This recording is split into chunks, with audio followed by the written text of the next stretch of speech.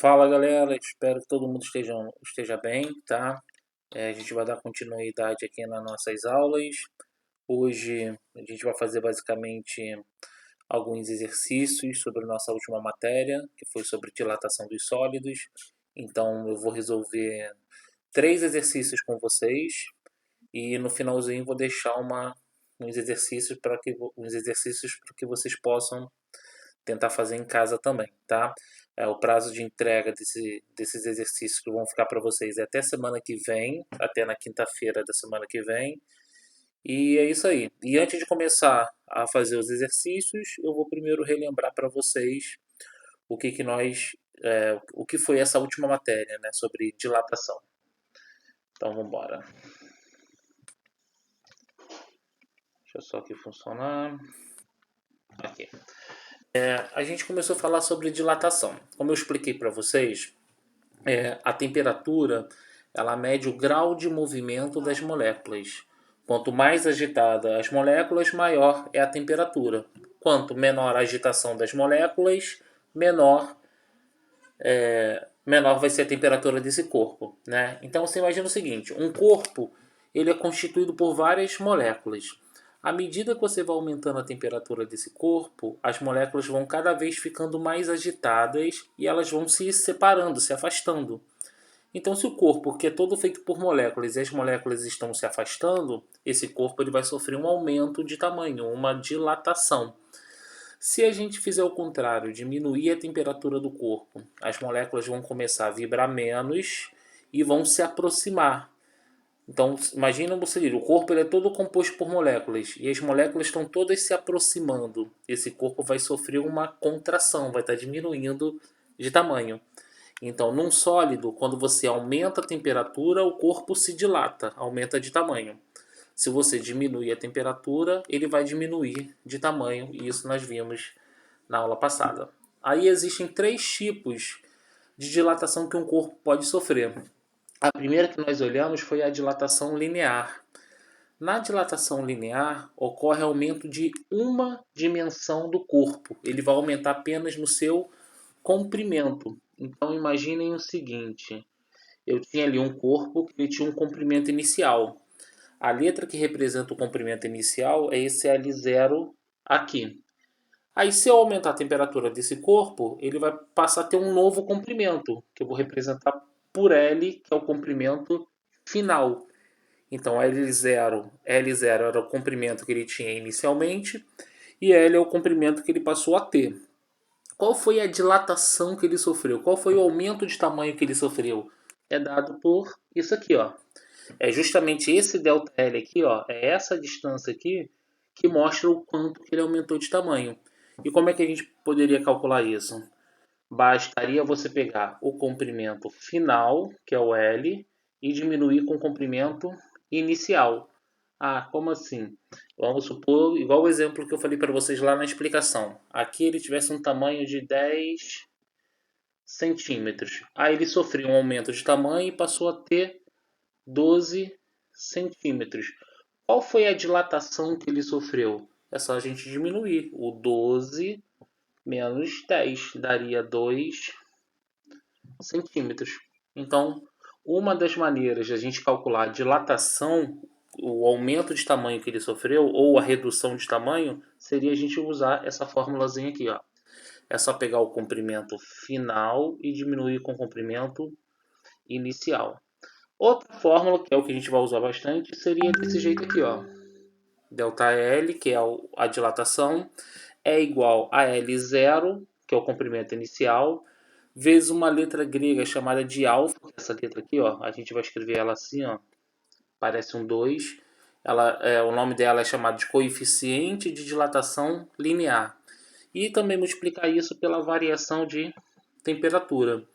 Essa letra aqui, que é o coeficiente de dilatação linear, ela depende da substância. Por exemplo, se aquela barra ali fosse feita de ferro, ela teria um valor de coeficiente de dilatação.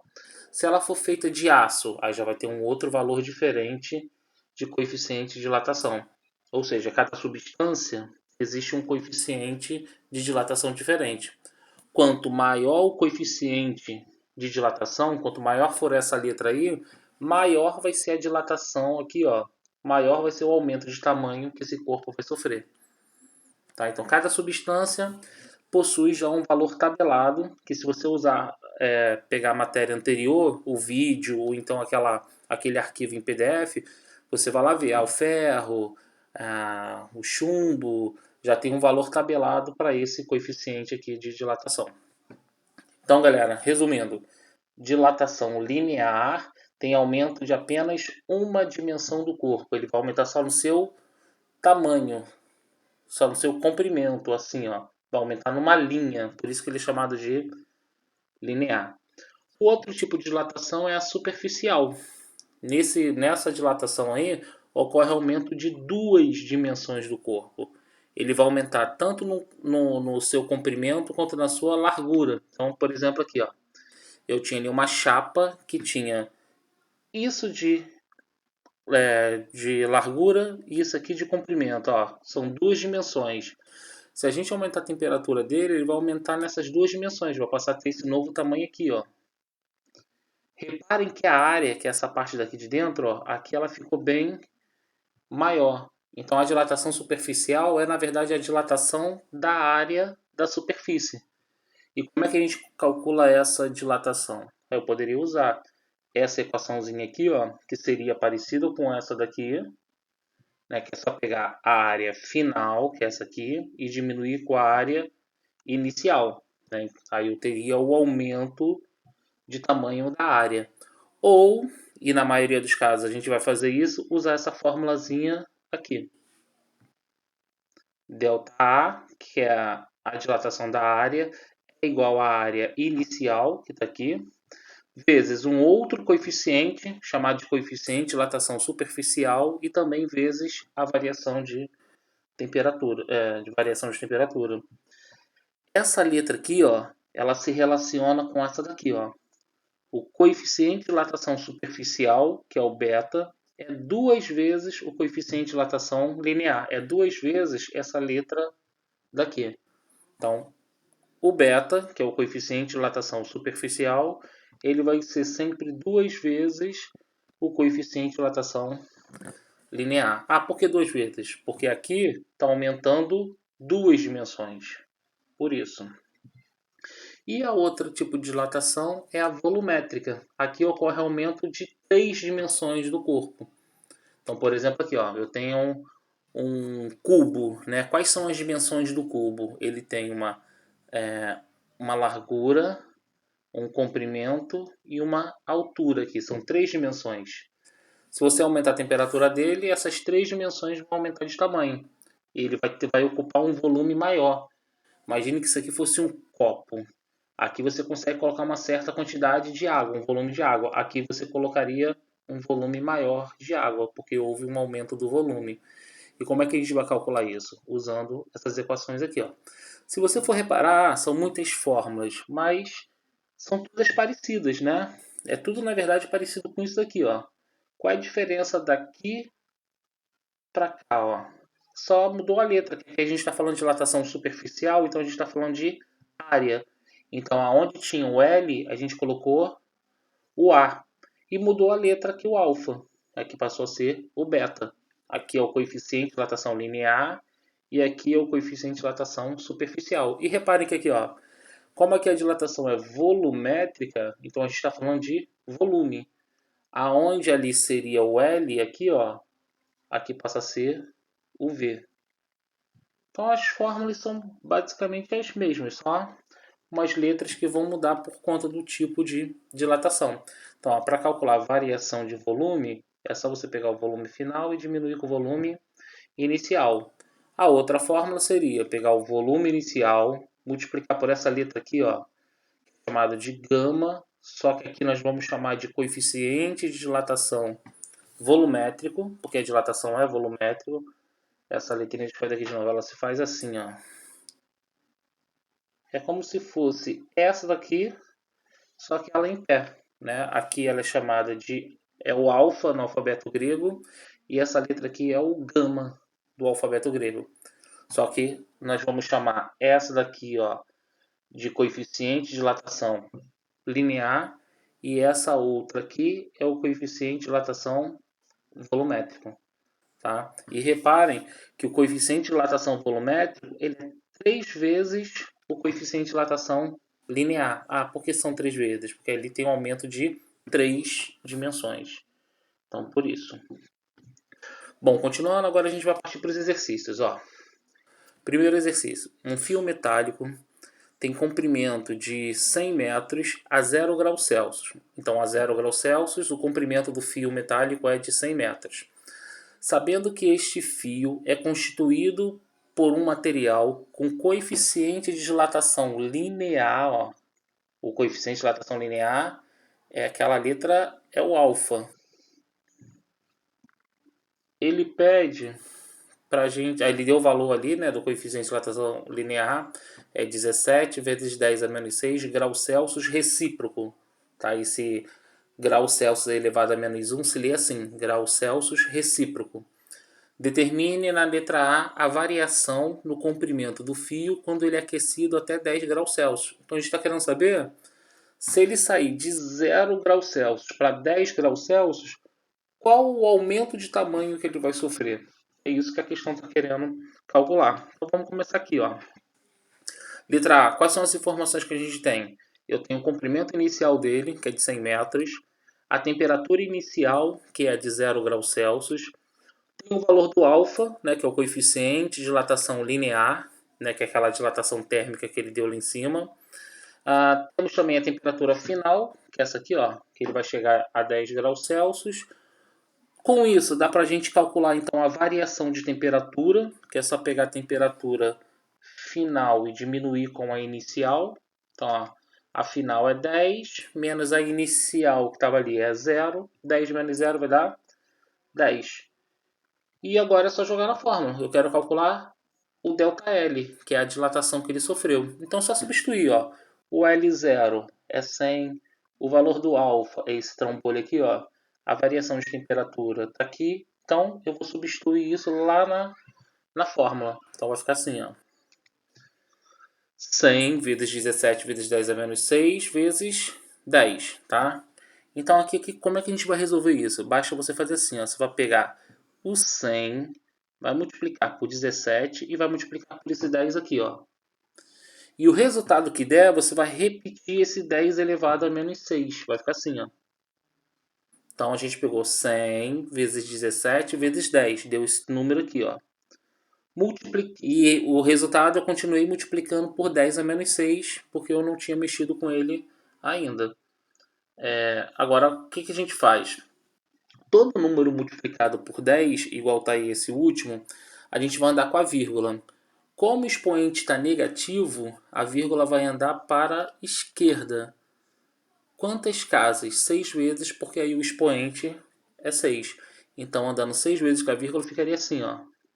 Deixa eu dar uma ampliada isso aqui para você poder acompanhar. Deixa eu tirar aqui a caneta. Ó. É só você reparar aí, ó. Ele andou 1, 2, 3, 4, 5, 6. Coloca a vírgula ali e um 0 antes e um outro depois da vírgula. Pronto. Consegui calcular ali e esse número ficaria escrito... Deixa eu diminuir aqui de novo. Ficaria escrito assim. Então esse número é na verdade 0,017. Esses zeros que tem depois do 7 aí, à direita aí do 7, deixa eu marcar aqui. Esses 3 zeros estão aqui, ó, eu nem precisava colocar, tá? É só 0,017 metros. Pronto. Essa seria a resposta, essa foi a dilatação que ele sofreu. A letra B, ele pede para a gente calcular então qual é o comprimento final do fio. Ele tinha 100 metros, isso aqui, ó. Ele aumentou isso aqui, ó. Então, para quanto que ele foi? É só a gente somar esses dois valores, ó. Para calcular o comprimento final, basta pegar o comprimento inicial, que é o 100, e somar com o quanto que ele aumentou de tamanho, que é isso aqui, ó. Pronto. Aí agora a gente consegue fazer esse cálculo, então. Tá aí, ó. 100 mais 0,017 vai dar 100,017 metros. Pronto, acabou. A gente descobriu então que ele aumentar de temperatura de 0 graus Celsius para 10 graus Celsius, ele vai passar a ter esse tamanho aqui, ó, 100,017 metros. Tranquilo? Conforme for aparecendo dúvidas, galera, vai perguntando depois, tá? Que eu vou, na medida do possível, respondendo para vocês. Então vamos lá, continuando, ó. Segundo exercício agora, ó. Uma placa retangular tem área de 10 centímetros quadrados a temperatura de 10 graus Celsius. Reparem que agora a questão está falando, ó, área, tá? Não é mais comprimento. Aí continua. O coeficiente de dilatação linear do material que constitui a placa vale 20 vezes 10 elevado a menos 6 graus Celsius recíproco. Então, ó, essa informação que ele está me dando aqui é o valor do coeficiente de dilatação linear, é o alfa, tá? Aí ele pede para a gente calcular, deixa eu apagar aqui, para a gente poder ver, a variação da área da placa quando a temperatura sobe para 50 graus Celsius. Então a temperatura vai sair de 10 para 50. Então vamos ver o que ele forneceu para a gente, ó. Ele deu a área inicial, que é 200 centímetros quadrados. Ele deu a temperatura inicial, que é de 10 graus Celsius. Deu o coeficiente de dilatação, né, que está ali em cima, é o alfa, o linear que ele deu, 20 vezes 10 elevado a menos 6 graus Celsius recíproco. Deu a temperatura final, que é 50 graus Celsius. Então, se a gente tem as duas temperaturas, ó, eu consigo calcular a variação. É só pegar a temperatura final, que é 50, e diminuir com a inicial, que é 10. Vai dar 40. Então, ó, é esse ΔT aí que a gente vai precisar depois. E uma outra informação, mais uma coisa que a gente tem que estar ligado. Como ele está falando de área, a dilatação é superficial. Ele me deu o coeficiente de dilatação linear, que é essa letra aqui, ó. Opa, perdão, vou voltar. Ele me deu essa letra aqui, ó. É o coeficiente de dilatação superficial. Só que a gente precisa do... Perdão, ele me deu o linear. A gente precisa desse aqui, ó. Que é aquele beta, é o coeficiente de dilatação superficial. Aí é só lembrar. O coeficiente de dilatação superficial é 2 vezes o linear. Então, deixa eu só apagar isso aqui para a gente poder enxergar legal. É só você pegar, multiplicar isso aqui por 2. Basta, na verdade, você pegar só o 20 e multiplicar por 2. Vai ficar assim, ó. 40 vezes 10 elevado a menos 6. Tá? Então, ó, isso aqui, nós chegamos nesse valor aqui por quê? Porque nós pegamos esse daqui e multiplicamos por 2. E por que multiplicando por 2? Por conta dessa relação ali, ó. Pronto, aí agora a gente tem o coeficiente de dilatação superficial. Vou apagar aqui para a gente continuar. Como é que se calcula a dilatação superficial? Tá aí a fórmula. As informações daqui, ó, o A0, o beta e o ΔT estão aqui, ó. A0, tá aqui o beta e tá aqui o ΔT. É só substituir ali, vai ficar assim. Aí, de novo, como é que a gente faz essa continha aí? Repara, ó, o A0 é esse 200, o beta é isso aqui e o ΔT está aqui, ó. Aí, como é que a gente resolve isso aí agora? É só a gente sair multiplicando. Você vai pegar o 200, multiplicar pelo 40 e multiplicar de novo pelo 40. O resultado você vai acrescentar isso aqui, ó. Então, você confere aí na calculadora. 200 vezes 40 vai dar 8.000. 8.000 vezes 40 de novo vai dar os 320.000. Aí, de novo, está multiplicado por 10 a menos 6. O que a gente vai fazer? Andar com a vírgula desse número. E aonde que está a vírgula nesse número? Está aqui, ó. Está sempre no finalzinho, tá? Eu vou andar 6 vezes, como o expoente é negativo, para a esquerda. Então, deixa eu apagar, ó. A gente vai andar com a vírgula para a esquerda. A vírgula vai para ali, ó. Deixa eu ampliar aqui para você poder enxergar direitinho. Olha o que nós fizemos aqui, ó. A vírgula estava aqui. Aí andou 1, 2, 3, 4, 5, 6. Coloquei a vírgula ali e depois um zero depois da vírgula. Pronto, então na verdade esse número vai ficar escrito assim, ó. 0,32 centímetros quadrados. Então esse foi o quanto que a área aumentou. Aí continuando agora, letra B. Ele quer saber então qual vai ser a área da chapa a essa mesma temperatura, ó. Tá vendo? De 50. Então se ele tinha 200, aumentou 0,32, para quanto que ele foi? É só a gente somar esses dois números aí. Então tá ali, ó. Para calcular a área final, basta pegar a área inicial e somar com ΔA, que é a dilatação. Vai ficar 200 mais 0,32. Fazendo a soma vai dar esses 232 centímetros quadrados. Então essa é a área que ele vai passar a ter quando ele tiver essa temperatura de 50 graus Celsius. Tá vendo? Ele vai sair de 200 e vai passar a ter isso aqui. É uma dilatação pequena, mas ocorreu a dilatação. E para finalizar a letra C, ele pede a porcentagem de aumento na área da chapa. A gente está querendo saber, essa área aqui representa quantos por cento em cima do que ele tinha? Aí na aula passada, na nossa última aula, chegamos a fazer esse cálculo. Como é que a gente faz? Ó, basta você pegar a dilatação que ele sofreu, dividir isso pela área que ele tinha. Então você vai pegar isso daqui e vai dividir por isso. E para passar para a porcentagem, você vai multiplicar por 100. Então vai ficar assim, ó. 0,32 dividido por 200 vezes 100. Aí primeiro você divide isso e o resultado você multiplica por 100. A resposta vai ficar assim, ó. 0,16%. Então essa foi a dilatação que ele sofreu, 0,16%. Bom, continuando para a última questãozinha que eu quero falar aqui com vocês.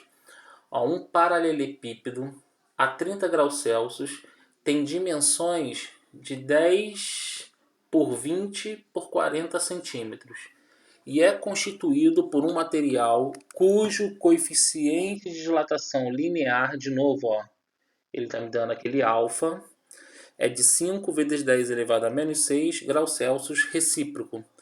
Determine o acréscimo de volume. Então, quero saber, ó, qual foi a dilatação do volume que ele sofreu em centímetros cúbicos. E quando o paralelepípedo é aquecido até temperatura de 130 graus Celsius. Então vamos lá, obter as informações. Ó. Qual é o volume que ele tinha inicialmente? Ele não me deu o volume, ele me deu as dimensões. Por exemplo, aqui poderia ser largura, altura e comprimento, as 3 dimensões, tá? Aí como é que a gente calcula o volume disso? É só você multiplicar isso aí. Vai dar 8.000 centímetros cúbicos. Por que é centímetros cúbicos? Porque vai ficar centímetro vezes centímetros. Dá centímetro cúbico. Então já tem o volume inicial. O que mais ele forneceu pra gente? Ó, ele deu a temperatura inicial, que é de 30, tá lá no enunciado. Deu o valor do coeficiente de dilatação linear, que é o alfa. E deu pra gente também... aí a gente lembra o seguinte, que como a dilatação vai ser volumétrica, porque ele está falando aqui ó, de volume, eu não vou precisar usar o alfa. Na verdade, eu preciso dessa outra letra ali, ó, que é o coeficiente de dilatação volumétrico. Qual é a relação que um tem com o outro? Essa daqui, ó. O volumétrico é 3 vezes o linear. Então basta você pegar esse 5 aqui, ó, e multiplicar por 3. Então vai ficar assim, ó. E repete o 10 elevado a menos 6. Ele deu para a gente também na questão a temperatura final, que é 130. Então dá para calcular a variação de temperatura, que é só pegar a temperatura final e diminuir com a inicial, ó, temperatura final menos a inicial. Vai dar 100 graus Celsius de variação de temperatura. Aí agora é só jogar na fórmula da dilatação volumétrica, que é o que eu quero descobrir. Então, substituindo as informações, ó, volume inicial, 8.000.